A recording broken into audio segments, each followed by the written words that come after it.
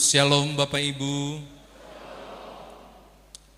Saya percaya malam ini saudara bersuka cita. Amin. Kalau bersuka cita, bolehkah dengan senyum memberi salam kanan kiri muka belakang, katakan damai sejahtera bagimu sambil goyang-goyang tangannya. Ya. Baru kali ini dalam sejarah saya pimpin ibadah pakai topi. Mudah-mudahan tidak dapat marah ini dari pimpinan GPIB. Tapi karena nuansanya lagi mau dibangun suasananya. Ya, goyang-goyang tangannya. So boleh saya mau khotbah. Satu kali di Meksiko. Sebenarnya ini di Sangir tapi saya rubah di Meksiko. Ada pendeta yang dihadiahi oleh warga jemaatnya seekor kuda. Dia bilang begini, pendeta, ini zaman dulu ya, bukan sekarang. Kalau sekarang kuda yang dimaksudkan yang merek itu toh. Lalu kemudian dia bilang begini, Pak Pendeta, kalau Pak Pendeta pergi kunjungan daripada jalan kaki, ini bagus, sudah ada kuda. Kuda ini saya sudah latih. Kalau bisa dibilang kuda ini kuda Kristen. Kuda Kristen, iya. Kalau Pak Pendeta mau suruh dia jalan, Pak Pendeta tinggal bilang begini, puji Tuhan, itu kuda akan mulai jalan. Kalau Pak Pendeta ingin dia cepat, Pak Pendeta bilang puji Tuhan 3 kali sambil cepat-cepat. Puji Tuhan, puji Tuhan, puji Tuhan. Dia pasti lari. Oh ya? Iyo. Sudah dibaptis dia? Belum pendeta. Tapi kalau ada yang mau, ada halangan di depan, terus mau suruh dia melompat, gampang. Pak Pendeta langsung bilang, haleluya. 1 kali saja, dia pasti lompat. Oh iya, jadi kencang sekali, kencang. Terus kalau mau kasih berhenti bagaimana? Sama Pak Pendeta. Sama dengan kalau Pak Pendeta khotbah panjang, jemaat selalu bilang amin, itu berhenti dia punya arti. Oh, kebenaran pendeta itu khotbahnya selalu panjang. Jadi dia ingat, lari, puji Tuhan. Lari lebih cepat, puji Tuhan 3 kali. Lompat, haleluya, berhenti. Dia coba. Dia coba Bapak Ibu. Dia naik. Baru dia mulai. Puji Tuhan. Betul. Terus tiba-tiba dia mau kasih laju kan. Puji Tuhan, puji Tuhan. Dia lompat luar biasa. Pintar sekali. Dia bilang, amin. Stop dia. Wah keren. Bawa pulang. Dia tidak sabar tunggu hari perkunjungan. Kan dia mau tes ini. Betul, tiba harinya dia berkunjung. Dia sudah siap dengan pakaiannya. Dia mulai, oke, kuda, wes, puji Tuhan, jalan. Makin lama dia pingin tes kecepatan. Puji Tuhan, puji Tuhan, puji Tuhan, lari cepat. Belum puas, dia, kuda, puji Tuhan, puji Tuhan, puji Tuhan. Makin kencang Bapak Ibu. Itu kuda tuh luar biasa. Memang lebih Kristen dari Bapak Ibu. Ikut perintah dia. Saudara tahu, dia ngebut tak terhingga. Sampai kemudian hampir hilang keseimbangan, pendeta sudah bingung begini. Baru di ujung sana dia baru ingat di situ jurang di situ dan belokan tajam. Oh, weta ini sudah panik. Apa kau tidak kata kunci? Apa kau stop. Enggak berhenti. Enggak berhenti. Dia panik luar biasa, panik. Ternyata dia enggak ingat lagi kata kunci berhenti itu. Apalagi Bapak Ibu? Saya sudah mau berhenti berarti khotbahku karena dia akhirnya sudah tinggal berapa meter baru diingat, oh amin kuda, itu berhenti di situ. Pas di bibir jurang, wah siang, dia langsung turun, dia berlutut bilang, haleluya, terpujilah Tuhan. Kuda langsung melompat, pang, masuk jurang. Ketaatan semu pada kebenaran yang keliru akan menggiring orang merasa tahu kebenaran, tapi justru menyesatkan. Orang berpikir dia telah mengenal kebenaran dan berpegang pada prinsip yang dia pegang hingga tidak bisa diubah, padahal kebenaran yang dia pegang adalah keliru. Ini terjadi di kota Korintus, tapi orang bukan kuda, ini jemaat Korintus. Keluarga Chloe, kalau biasa pakai teksasnya Chloe, tapi orang suka bilang Clue, melaporkan ke Paulus, jemaat yang engkau bina 1 tahun 6 bulan ini mengalami perpecahan. Perpecahannya juga perpecahan bodoh seperti kuda itu. Yaitu terbaginya jemaat pada 4 kelompok. Kelompok Paulus, kedua kelompok Apolos yang datang sesudah Paulus. Lalu kelompok Kefas, Petra atau Petrus, dan yang terakhir kelompok Yesus. 4 kelompok ini berdiri berdasarkan idola mereka dan pengagungan dan pengultusan kepada tokoh. Maka terbagilah 4 bagian ini. Bukan cuma itu, kalau saudara membaca seluruh kitab Korintus Bapak Ibu, sebentar, ini pakai topi bikin panas, boleh saya buka enggak? Soba suar kita.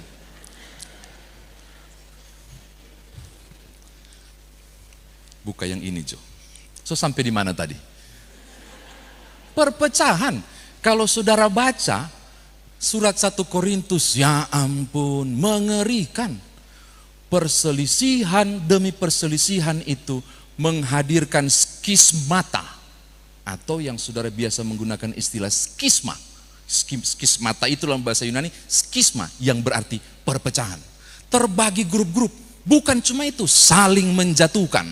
Kelompok yang satu, kelompok Kefas, kelompok Apolos mempertanyakan kerasulan Paulus. Sampai segitunya.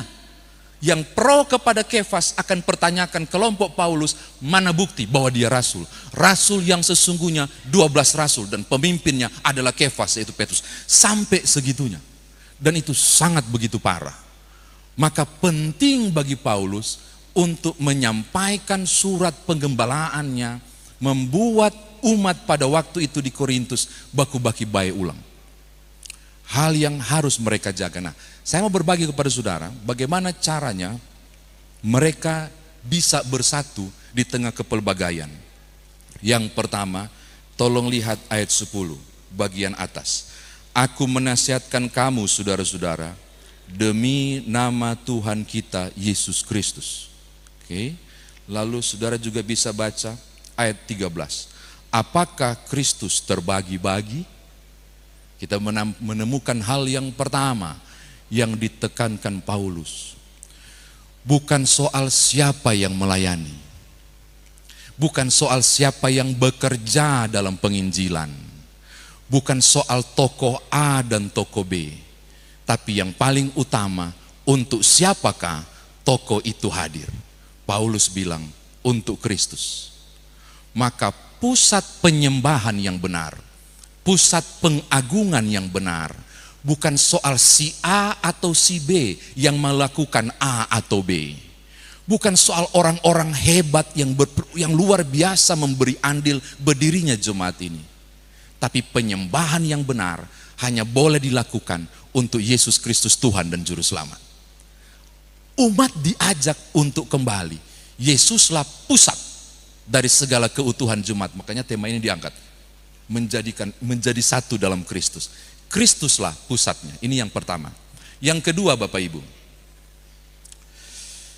Hal yang kedua. Dia bilang begini. Seia sekata. Legete dalam teks asli itu berarti mengatakan hal yang sama, sependapat, atau mengusung satu panji.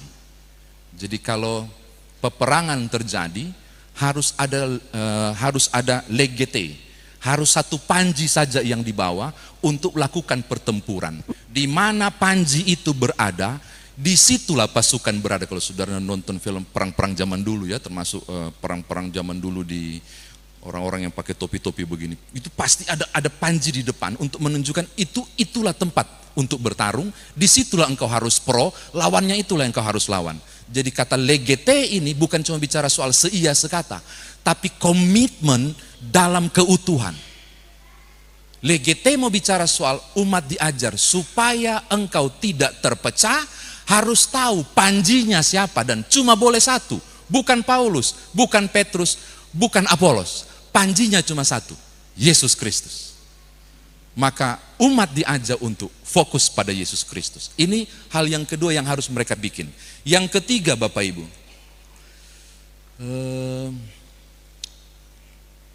ada kata juga yang menarik itu, erat bersatu. Itu ada di ayat 10.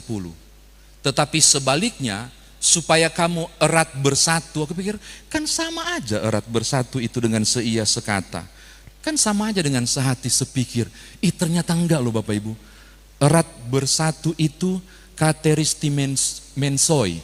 Itu dari, coba nanti lihat Matius pasal 4 ayat 21. Matius 4 ayat 21 kan dia bilang, mereka lagi memperbaiki jala. Mereka lagi membenahi jala. Itu ada di Matius pasal 4 ayat 21. Nelayan-nelayan yang memperbaiki jala. Makanya katertistemensoi itu berarti bukan cuma, apa diterjemahkan tadi itu? Bukan cuma erat bersatu, bukan. Tolong bayangkan itu sema-sema. Ada orang Manado nggak di sini? Sema-sema, jala. Yang putus dan jadi besar, dia punya lobang itu, mereka ikat ulang. Yang robek, mereka jahit. Yang rusak lubang-lubangnya itu dipersatukan. Yang lubang besar itu ditutupi. Maka Paulus mau bilang, ketika perpecahan terlanjur terjadi, maka obat yang luar biasa erat bersatu adalah bukan cuma memperbaiki yang ada, tapi niat untuk menemui orang yang terluka atau yang dilukai dan kemudian mengikat kembali satu dengan yang lain. Erat bersatu berarti kesediaan orang yang tahu kalau dia salah atau dia nggak salah sekalipun, datang menemuinya dan berjumpa dalam ikatan yang sama, yaitu ikatan Kristus. Orang yang terlanjur terpisah dan terpecah punya tanggung jawab erat bersatu, memperbaiki hubungan yang rusak. Paulus tidak peduli, ada perpecahan, ada 4 kelompok, saya nggak mau urus. Urusanku cuma satu, hanya boleh ada satu lubang, yaitu Kristus. 4 itu yang tafiaro bersatu. Cari cara supaya engkau menjadi utuh. Makanya dia bilang erat bersatu. Erat bersatu menjadi komitmen yang penting. Ini yang poin yang ketiga. Selanjutnya yang keempat Bapak Ibu. Tolong lihat ayat 14, 15, 16, 17 bacaan sore dari SBU ini. Dia tidak mau bela diri untuk bilang bukan saya. Tapi dia mau bilang begini, kenapa harus ada golongan Paulus? Memang mereka dibaptis dalam nama Paulus? Dia bilang begitu. Syukur cuma berapa keluarga yang saya baptis. Seakan Paulus mau bilang begini, jangan bawa namaku, jangan berpihak padaku. Catatan Bapak Ibu, padahal dia lagi diragukan. Kerasulanlah lagi dipertanyakan. Dia lagi diolok oleh Korintus. Padahal dia punya geng sendiri. Ada kelompok pendukung Paulus. Logika saya adalah, kalau saya ingin benar dan dibenarkan, maka saya harus mendekati kelompokku. Lalu hasut mereka dan suruh perjuangkan namaku. Mumpung mereka lagi fanatik dengan Nyoman Jepun. Enggak. Paulus bilang begini, stop pakai kelompok Paulus. Memang saya yang baptis kalian. Betul saya yang baptis beberapa orang, tapi itu atas nama Yesus Kristus, bukan atas namaku. Dia tidak pakai aji mumpung untuk kemudian supaya dialah yang mengalahkan Apolos maupun Kefas. Enggak, justru sebaliknya dia bubarkan kelompok yang mendukung dirinya dengan statement begini, aku membaptis atas perintah Yesus, maka yang ditinggikan bukan namaku. Kelompok Paulus harus bubar, cuma ada satu, kelompok Yesus Kristus. Keren gak? Dia tidak memanfaatkan situasi, mumpung ada yang mendukung. Kalaupun salah, pasti jadi benar, karena ada kelompok yang mendukung. Berapa banyak saudara pernah alami kisah tentang kondisi ini? Ada kelompok yang mendukung, maka kebetulan bonceng kelompok itu untuk memenangkan ideku. Enggak loh. Paulus justru menolak konsep ini dengan cuma satu hal, erat bersatu pada Kristus. Saya kira demikian firman Tuhan ditafsirkan bagi kita. Biasa penyegaran iman di sini berapa lama Pak Pendeta? Oh, ya.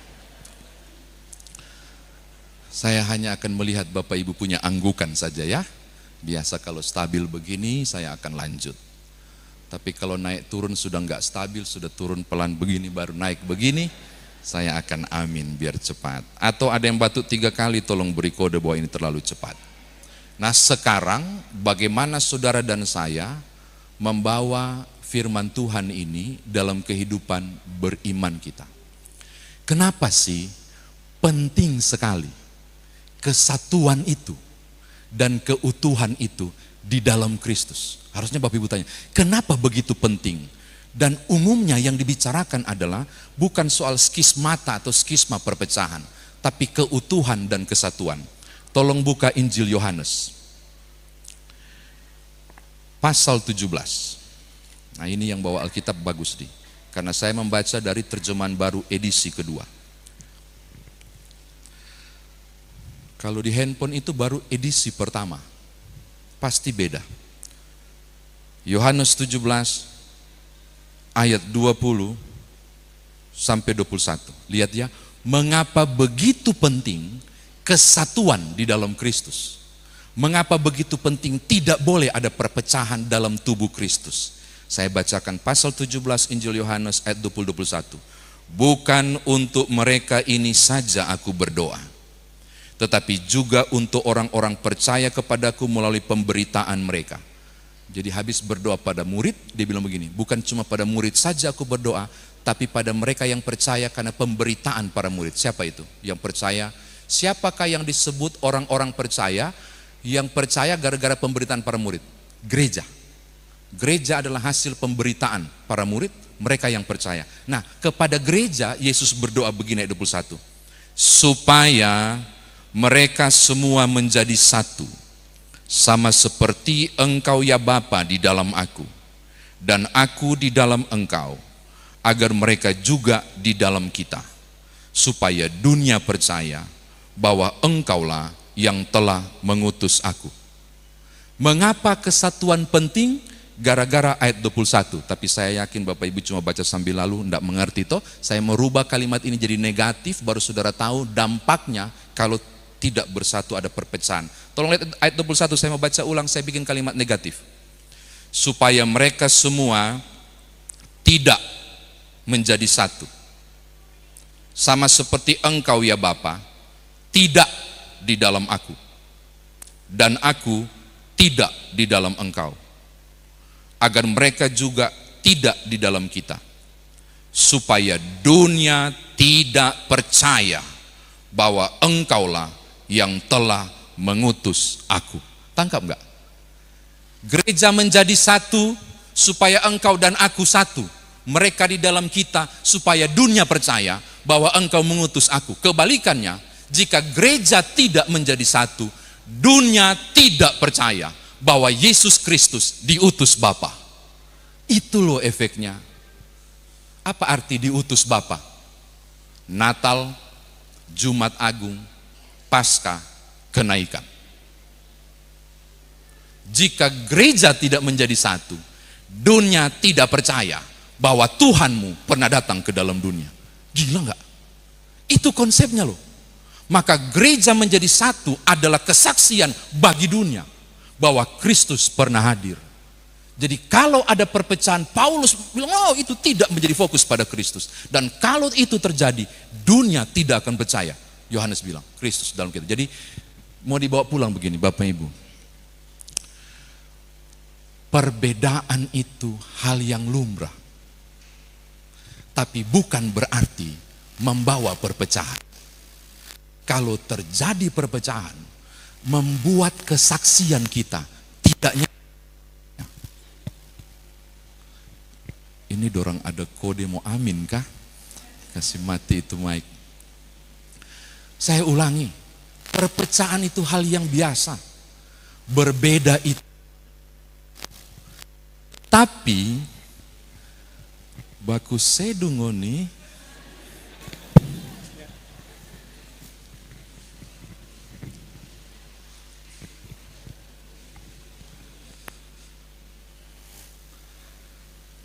saya kalau terhenti langsung bingung sampai mana. Sampai di mana tadi? Mau uji Bapak Ibu menyimak enggak? Sampai di mana? Saya enggak dengar Bapak Ibu bilang apa. Dengarkan. Perbedaan, hal yang tidak sama, harus dikelola supaya jangan terjadi perpecahan. Karena ternyata jika gereja pecah, itu tidak jadi kesaksian tentang Tuhan dan kemuliaannya. Ada berapa denominasi gereja di Indonesia? Waktu saya kuliah dulu, buku apa ya? Aku lupa. Yang ada Pak Pendeta Henry yang ada gambar. Nah, gereja dan aliran-alirannya itu tercatat lebih dari 300. Itu waktu tahun 95 saya kuliah. Denominasinya enggak tahu sekarang. Bapak Ibu masih tahu Pendeta Yusuf Roni ini karena live di YouTube ya. Saya kalaupun beliau nonton khotbah ini pasti beliau membenarkannya. Nontonnya. Pendeta Yusuf Roni tahun 2004-2005 waktu saya masih di Sangatta. Ada Bapak Martinus Toisuta enggak di sini? Nah, itu beliau saksinya, nanti tanya aja. Pak Yusuf Roni pernah berkhotbah ibadah kebangunan rohani, bukan penyegaran iman, di gornya Kaltim Primakol. Terus dia bilang begini tentang perbedaan itu sebagai anugerah. Mungkin sudah pernah dengar. Dia bilang begini, saya punya anak ada 3 yang sering kali saya tinggalkan. Kalau ada pelayanan. Apalagi kalau saya tinggal terlalu lama, tinggalkan ke luar negeri misalnya, ada ibadah yang harus saya layani. Wah, itu kangen saya minta ampun kepada anakku. Tapi tahu enggak, waktu saya pulang, 3 anak ini bereaksi berbeda. Yang paling tua ketika lihat saya datang langsung bilang, sudah datang papa, oleh-oleh dong. Pas dikasih, thanks pak, thanks ya. Datar. Dia bilang itu gaya Protestan, datar. Gaya Bapak Ibu tadi yang tepuk tangan masih malu-malu. Padahal penyegaran iman. Lalu kemudian yang anak kedua, pas dia papanya, papa datang, oleh-oleh dong. Anak kedua, itu gaya Pantekosta. Girang-girang luar biasa. Yang terakhir yang bungsu kasihan. Pas dia papa baru pulang nak kangen. Dia langsung serbu papanya, kangen banget. Nah, yang ketiga, karismatik. Banyak pencobaan di sini ya.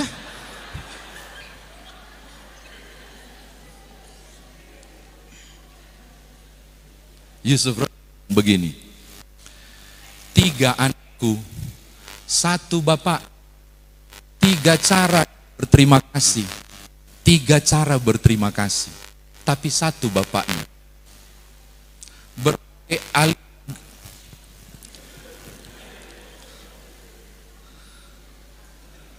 Berbagai aliran dalam gereja,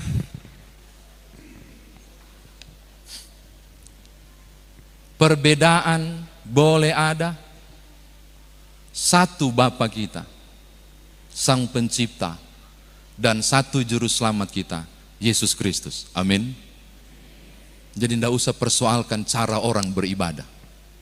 Kalau di sini kita tedo-tedo, silakan tedo. Kalau di sana girang memuji Tuhan dengan lompat dan tepuk tangan, silakan. Ada dengan terharu yang luar, silakan. Berbagai cara boleh engkau lakukan untuk memuliakan Allah. 1 Bapa kita. Berbeda itu 1 anugerah. Pernah tahu pelangi? Berapa warnanya? Merah, kuning, hijau. Oh, Bapak Ibu tahu? Ini menarik. Kalau orang sekolah bilang ada begitu banyak warna pelangi. Tapi disingkat oleh yang menciptakannya. Merah, kuning, hijau. Dan disebut indah. Saudara bisa bayangkan kalau itu cuma 1 warna. Merah semua di langit yang tidak indah. Tetapi menariknya, yang merah tetap merah. Kuning tetap kuning. Hijau tetap hijau. Enggak mau dia berubah warna, dia bertahan. Tapi apa yang terjadi? Walaupun orang bertahan dengan 3 warna itu, mereka tetap busur bersama. membentuk busur yang indah. Dan Tuhan bilang kepada Nuh, nganalia itu tanda aku tidak akan menghukum dunia ini dengan air. Saudara tangkap? Silakan dengan caramu. Tidak harus seragam. Bersatu tidak harus seragam. Berbagai keanekaragaman ada dalam diri Bapak Ibu Saudara. Pakai itu dalam kesatuan untuk memuliakan nama Tuhan. Ide boleh tak sama, berdebat pun boleh. Ujung akhir adalah kesatuan untuk memuliakan nama Tuhan. Amin. Jangan kalau sudah cocok tiba-tiba kirim surat atestasi keluar. Enggak, ini enggak ada di Benuas ya? Enggak ada. Hanya Tuhan yang tahu. Nah, enggak. Boleh berbeda. Ujung akhir saudara mencari sesuatu yang dahsyat untuk kemuliaan Allah. Ini untuk saudara bawa pulang yang pertama. Yang kedua Bapak Ibu. Jika tadi menghadapinya dan menyelesaikannya, Paulus bilang ada satu persoalan juga yang muncul dari pengelompokan itu. Tolong buka bacaan kita, tolong lihat, bagus sekali. 1 Korintus pasal 3 ayat 3. 1 Korintus pasal 3, masih itu bagian dari dia punya kalimat-kalimat yang wow, mau menyampaikan kepada umat waktu itu. 1 Korintus pasal 3 ayat 3. Karena kamu masih manusia duniawi, sebab jika di antara kamu ada iri hati dan perselisihan, bukankah hal itu menunjukkan bahwa kamu manusia duniawi yang hidup menurut pola manusiawi? Dia bilang begini, awal perpecahan adalah pengelompokan. Tapi kalau masing-masing kelompok mulai saling iri hati, disitulah terjadi perpecahan yang dahsyat. Bukan saya yang bilang, Yakobus bilang, mana itu saya ada catat tuh. Yakobus pasal 3 ayat 16 dia bilang gini, sebab di mana ada iri hati dan mementingkan diri sendiri, ada kekacauan. Jadi poin kedua mau bilang begini juga, supaya tidak terjadi perpecahan di tengah kepelbagaian yang tidak sama, pasti ada kelompok yang lebih senang A, kelompok yang senang penyegaran iman dengan full musik dan tepuk tangan. Tapi ada juga kelompok yang udahlah biasa-biasa aja lah beribadah. Ada nggak di sini? Saya bikin penyegaran iman pertama kali di satu jemaat, nggak boleh sebutkan ya, karena di YouTube nanti saya dimarahin jemaat itu lagi. Pertama kali waktu saya jadi KMJ, diprotes. Kenapa sih? Pakai musik-musik dengan ribut-ribut. Kenapa tepuk tangan? Saya langsung sadar. Iya ya, ini mesti pelan-pelan dikomunikasikan kepada generasi yang lebih tua.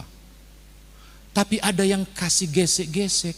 Iyo opa, kayaknya mau dipindahkan aliran GPIB ini sama wah, iri hati. Terjadi kekacauan. Di mana ada iri hati, di situ kekacauan terjadi. Dan Paulus bilang, puncak dari iri hati adalah perpecahan. Dengarkan, hati-hati Bapak Ibu. Engkau boleh tidak sepakat, jangan iri hati. Karena iri hati dipakai oleh iblis untuk nabuh gendang. Dan sesudah itu engkau menari di dalamnya. Ada orang sangir di sini? Enggak ada ya, saya percaya enggak ada di sini. Semua orang yang percaya pada Tuhan Yesus Kristus. Amin. Amin Jo. Oke. Dia bertamang baik. So pernah dengar mungkin. Dengan ungke ini berteman baik sekali dengan Alok. Ini Alok dari gunung, ungke dari pantai di Sangir. Sekitar Tondano sekitarnya, Alok Petampa. Mungkin saudara sudah pernah dengar. Ini bukan kisah nyata ya, nggak terjadi di jemaat manapun. Saya baca di cerita lucu Alkitab. Dia bilang begini, dorang dua baku dapa. Cerita tinggi, perhatikan, cerita tinggi. Satu mengunggulkan kampungnya yang Sangir, satu mengunggulkan kampungnya di Minahasa. Yang Sangir jangan tersinggung ya, papaku Bali, mamaku Sangir. Saya Sangir banget ini, jadi jangan marah. Dia bilang begini, ungke bercerita di warung kopi dengan Alok. Alok tanya begini, ungke, ini baku terek untuk sapa pe kampung lebih bagus. di torang, di Minahasa, siapa le? Ngoni lebih bagus? Bukan. Ada kangkung, DP nama kangkung tondano. Zaman dulu, torang penenek moyang pernah cerita, itu kangkung tondano, DP batang goros sekali. Sebentar, ada orang yang ngerti nggak ini goros? Udahlah, bukan urusan saya. Yang tidak mengerti tanya kepada yang mengerti tolong tak kasih tahu yang tidak mengerti. Goros sekali. Oh ya, iyo. Rupa apa DP pai? Pai sekali, masa iyo. Saking DP pai, itu tikus keluar masuk di situ. Kan bohong kan? Gak mungkin benar kan? Tapi demi itu, demi pokoknya supaya harus menonjol. Ngana ada ndak ngana? Polos ungkek bilang, nyandak ke siang. Oh, orang Sangir begitu hobi bilang ke siang ya. Ada orang Sangir nggak di sini? Apa kabar? Bye-bye ke siang. Tuh, ada orang Sangir. Berapa anak? Ada 3 ke siang. 1 dokter, 1 polisi, 1 pendeta ke siang. Itu kasih itu berarti bersyukur. Kalau tidak salah sih, kalau salah hanya minta, kiranya Tuhan mengampuniku. Ungkep bilang nyanda ada ke siang. Oh kalah dengana. Iyo kalah torang, nyanda ada. Torang pun kalau ada yang goros-goros begitu, nyanda ada tikus bolak-balik. Oh jadi ngana kalah jo. Oh cuma ngana tanya kok pe kita apa? Tanya kok di kangkung Sangir itu kiapa itu tikus nak bolak-balik. Iyo kiapa tikus nak bolak-balik? Ada tusak ada duduk di situ. Ada kucing dalam goros itu jadi makin lebih besar. Kala dia pulang mereka berdua, enggak rukun, tunggu cari ide kapan baku janji lagi, baru orang ketemu lagi di warung kopi. Dia kasih tahu lagi. Oke, hari ini kita kalah, tapi ada tamu kasih tahu pangan. Apa itu? Oh, dia kasih tahu. Di torang pe kampung. Dia bilang, di kampung patorang. Ada sesuatu yang luar biasa. Apa itu? Penggalian arkeologi. Oh ya? Iyo. Apa itu? Di Tondano dorang ada dapat itu ubi. Waktu ditarik, DP ujung di Minahasa Selatan, ujung satu Minahasa Utara. Itu kan bohong, tapi pokoknya demi lebih tinggi. Ngana ada. Saya tunjuk kalau ada. Nyanda ada. Oh, berarti ngana kalah. Iyo. Tapi orang cuma dapat kok belanga goreng. Oh, basar. Iyo, basar sekali. DP talinga kiri tagulandang. Talinga kanan maka lehi. Oh, basar sekali, iyo. For apa itu talinga itu? For gorengan apa ubi kurang ajar itu. Kalau saya lanjut enggak selesai. Kalau ini akan terus sampai besok pagi. Tapi yang saya mau bilang begini, kalau engkau tidak merendah, cuma mau tinggi hati, akan terjadi perpecahan. Makanya Paulus bilang hati-hati, iri hati itu kehancuran. Yang harus dilakukan adalah merendah. Ada orang Toraja di sini. Oh, tak ikut tandai. Di satu daerah di Toraja, bukan Toraja pasnya, di daerah Palopo, di daerah Rantebala tepatnya. Saya punya dosen dulu, pendeta Dr. Nasarius Rumpak tinggal di sana. Mereka punya bukan pepatah apa ya, mereka punya bahasa bagus banget. Kalimatnya begini, menunduk dulu baru menanduk. Pernah dengar? Pernah dengar orang Toraja? Menunduk dulu baru menanduk. Bagus banget, karena berhubungan dengan apa? Tedong. Tahu tedong? Iya, kerbau. Kerbau itu tidak pernah langsung nanduk. Dia nunduk dulu baru dia tanduk. Maka mereka bilang begini, menunduk dulu, baru menanduk. Acap kali, perpecahan bukan hanya cuma masalah iri hati, tetapi karena talinga tipis, terlalu cepat bereaksi. Ada di sini? Tidak ada, saya yakin di sini. Soalnya dari tadi saya tanya-tanya ke pendeta Henry, apa-apa yang ada di sini harus enggak, semua bagus-bagus. Wow, ini pendeta luar biasa, dia berhasil baru berapa tahun di sini, bagus-bagus semua di sini. Menunduk dulu, baru menanduk. Acap kali ketika ada perselisihan, orang langsung bereaksi. Reaksi tanpa berpikir, menghancurkan. Karena kalau si kerbau langsung menanduk, dia tidak bisa. harus dia lakukan adalah tunduk dulu. Lihat sasaran, kuatkan kuda-kuda, baru dia cigi, tampias di depan. Saya mau katakan hal yang sama. Andai kata ada masalah, andai kata ada perselisihan, seia sekatalah, sehati sepikir. Ini bicara soal tunduk dulu. Renungkanlah, karena dalam menunduk engkau membiarkan Roh Kristus ambil alih. Dalam menunduk engkau merenung, saya yang salah atau diakah yang salah. Dalam menunduk engkau memandang orang di sana yang targetmu untuk hancurkan, dia juga adalah anak Tuhan. Dalam menunduk engkau membiarkan Tuhanmu mengendalikan emosimu. Maka andai kata terluka sekalipun, orang tidak mudah bereaksi. Dia akan tunduk dulu dan kemungkinan besar batal untuk menanduk. Saya mau katakan hal yang sama. Berpikirlah untuk keutuhan, bukan untuk keunggulan. Ini yang ketiga. Yang keempat, ya sebelah kanan sudah batuk 2 kali. Saya ingat, sabar, jangan simpan dulu yang satu itu. Kurang apa? Paulus yang bangun itu jemaat 1 tahun 6 bulan. Dia sampai sempat putus asa kan? Kalau saudara baca di Kisah Rasul, dia bilang, sudahlah Tuhan, biarkanlah, ku tinggalkan Korintus. Tuhan, no. Tetap beritakan firman. Dia bertahan 1 tahun 6 bulan. Orang ragukan kerasulannya. Orang bikin kelompok tandingan, kelompok Kefas dan Apolos, bahkan kelompok Kristus. Kalau saya jadi Paulus, saya tersinggung luar biasa.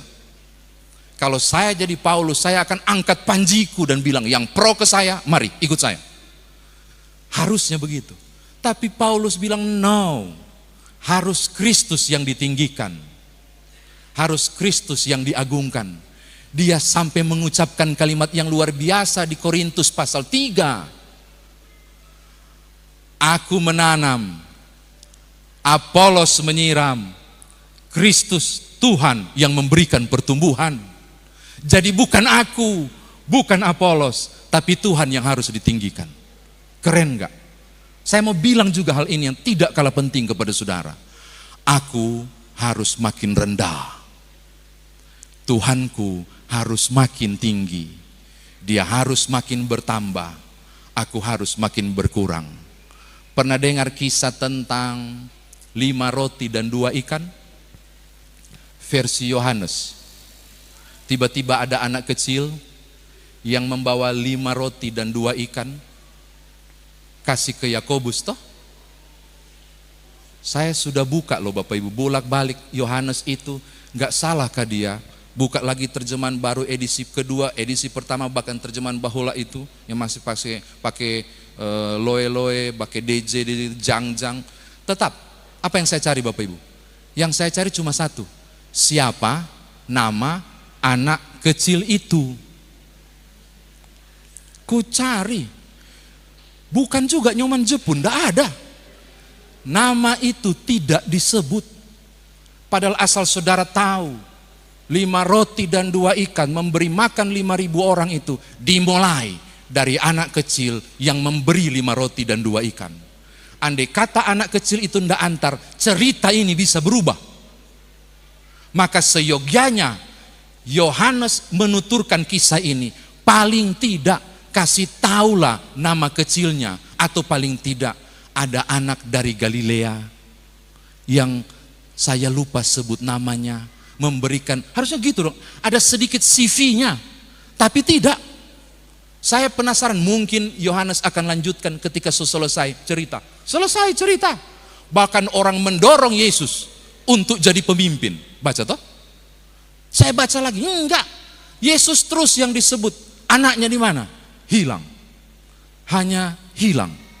Dan saya sebut cuma satu namanya. NN. No name. Berapa banyak dari saudara yang terluka ketika engkau tidak disebutkan? Berapa banyak dari saudara yang terluka ketika kemudian namamu tidak disanjung karena sudah melakukan berbagai hal bagi persekutuan? Paulus bilang, bukan urusanku.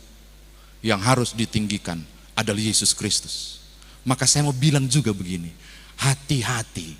Godaan yang membawa skisma juga ternyata kalau orang tidak berpusat pada Kristus dan lebih berpusat pada diri sendiri.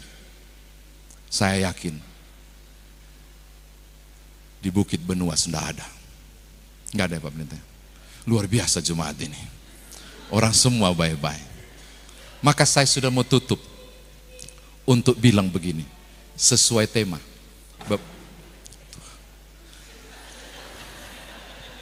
Mimbar ini harus didoakan kembali. Saya mau bilang begini ke Bapak Ibu.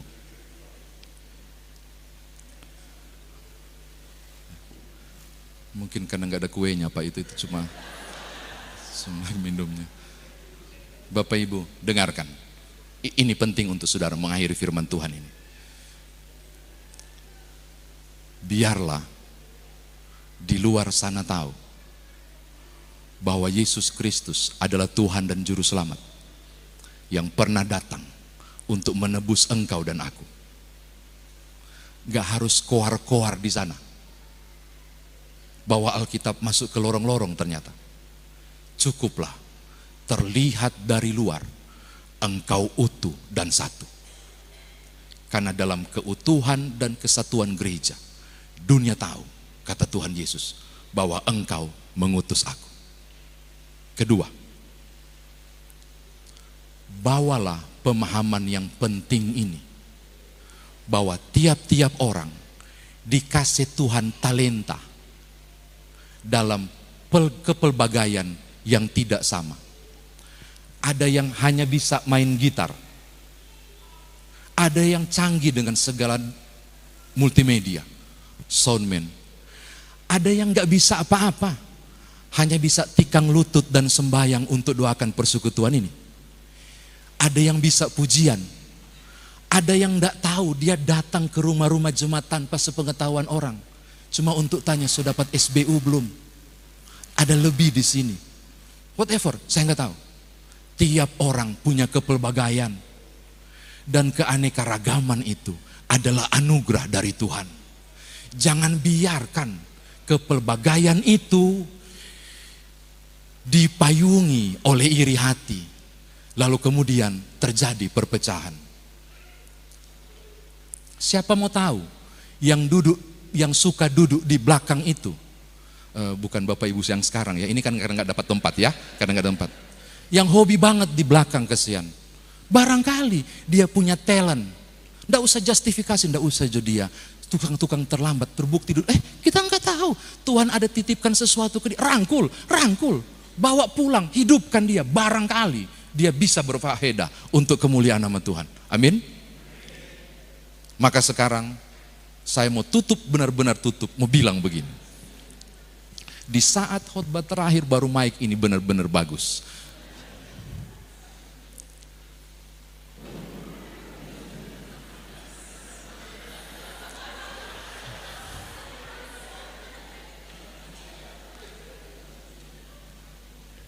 Akan ada ketidaknyamanan. Betul. Suka atau tidak. Akan ada perselisihan, suka atau tidak. Selama lebih dari dua kepala, akan ada ide yang berbeda. Akan ada ketidaknyamanan. Mungkin juga membuat sakit hati. Beberapa kemungkinan terluka. Saya nggak tahu. Hanya Tuhan yang tahu Bapak pernah alami atau tidak. Entah di gereja besar ini atau gereja kecil seperti keluarga. Tapi saya mau bilang begini. Tiap kita diberi kemampuan untuk mengolah tiap pengalaman pahit itu menjadi kekuatan untuk belajar melepaskan pengampunan. Karena di dalam Kristus selalu ada damai sejahtera. Ada yang di sini baku feyem dari Januari, baru baku selamat di hari Natal? Mengaku. No, Saya benar, dia yang mesti datang. Saya benar, dia yang mesti minta maaf. Roma 12 bilang begini, jika engkau rasa engkau benar, engkaulah yang datang. Saat yang sama engkau sedang menumpukan bara api. Bukan berarti kita mau kasih bara api pada dia, makanya kita mau datang minta maaf. Bukan, itu motivasi keliru. Yang saya bilang adalah, mari lebih dulu untuk melakukannya. Dua orang sahabat, ini ilustrasi terakhir ya, karena ada kilat dan guntur berarti ada izin untuk lebih panjang. Bapak Ibu nggak bisa pulang juga karena hujan lebat. Saya dapat kabar dari panitia akan ada konsumsi berikutnya, jangan khawatir. Baku sayang mereka Bapak Ibu di perjalanan waktu mereka pergi mengembara di padang gurun, sama-sama baku enak. Tapi kemudian apa yang terjadi? Air tinggal sedikit. Baku sayang, baku suap itu botol tinggal sedikit. Tinggal sedikit sekali, mereka tetap di padang gurun itu ngos-ngosan, tetap masih berbagi. Sampai kemudian udah nggak bisa minum. Itu persahabatan yang luar biasa dua orang di padang gurun itu. Melakukan perjalanan yang sampai harus dapat. Ada hutan harus mereka sampai di ujung padang gurun itu. Tapi di tengah perjalanan tiba-tiba ada oase. Mata air di padang gurun. Ini yang saya bilang untuk saudara bawa pulang. Ada oase. Temannya yang duluan, saya sudah pernah bawa di Bukit Saitun, Bukit Benua sini kalau nggak salah. Dia langsung ambil kan, langsung lari, langsung minum haus sambil begini-begini, naik itu pasir. Karena yang duluan minum sudah duluan kasih buram itu air, yang terakhir datang kesian sudah dapat apa-apa, harus tunggu lagi, dia marah. Saking emosinya karena sudah haus sekali, emosi udah gak terkendali, dia tempeleng temannya itu. Temannya kaget, sahabat kok nampar. Kenapa nganas nampar? Katanya, kenapa kau minum duluan? Kenapa kau bikin? Baku ambil mereka. Sambil nangis, melankolis, dia kena tampar, melankolis. Suguhkan begitu, dia tulis di atas pasir. Hari ini, sahabat terbaik saya menampar pipiku hanya karena seteguk air. Nganape seteguk air, nenek moyang anangan, baku ambil dorang. Jalan sampai ke ujung, udah nggak ada kebersamaan, sunyi sepi, tidak baku tolong, tidak apapun, sendiri-sendiri jalan sampai mereka mau lihat ada pohon, lama-lama mulai ada pohon, mulai lebat banget, sampai kemudian sama-sama telinga menangkap ada aliran air sungai. Yang kena tampar tadi, yang minum duluan tadi, lari juga duluan, sungai dia langsung dan betul Bapak Ibu, tenang banget mengalir dan dalam sekali. Dia nggak hitungan 1, 2, 3 langsung masuk. Pas masuk ke dalam, dia lupa dia nggak bisa berenang. Cuma bisa gaya, bukan dada, gaya batu. Bukan gaya batu, gaya dada dan tenggelam begitu. Oh, hampir mati, blab malam misi begitu. Yang terakhir datang, yang tempeleng tadi, yang marah tadi, langsung berdekat. Mati ngana. Saya biar ngana rasa, jadi bermain, tolong atau enggak, biar aja, tapi enggak tega dia, buka sepatu, dia langsung masuk, tangkap dari belakang. Konon katanya kalau orang enggak bisa berenang ditolong dari belakang, jangan dari depan, tampias ngana, ikut tenggelam, jadi harus dari belakang. Pas sudah sadar, dipompa-pompa begini, melankolis lagi. Dia ambil dia punya tas, ada pahat batu, di pahat batu dia pahat sambil berdilang air mata. Hari ini sahabat terbaik saya menyelamatkan nyawaku. Temannya tanya, lu tadi gua tampar, lu tulis di pasir, sekarang gua selamatkan, lu pahat di batu. Itu maksudnya apa? Maksudnya emosi. Dia bilang begini, ini saudara mau bawa pulang untuk tutup firman Tuhan ini. Dia bilang begini, kalau Tuhan izinkan orang yang saya hormati dan kasihi, siapapun dia, pasanganku ataupun engkau sahabatku, menjalani kehidupan, jika ada begitu banyak peristiwa yang menyakitkan dan memilukan, membuat aku mengalami syak dan sakit hati, saya akan menulis kisah pedih itu di atas dasar pasir hatiku, agar angin cinta kasih Tuhan menghapus kenangan pahit itu. Tapi jika hal-hal menyenangkan yang pernah engkau buat atau siapapun dalam perjalanan hidupku, aku memahatnya di atas dasar batu hatiku, agar jika ada angin kebencian tidak mampu menghapus kenangan kenangan indah itu. Dan saya mau bilang, mau tutup ini. Saudara punya dua pilihan ketika terluka dalam skisma dan perpecahan. Menyimpannya menjadi sampah, atau melepaskannya dan memikirkan hal yang indah.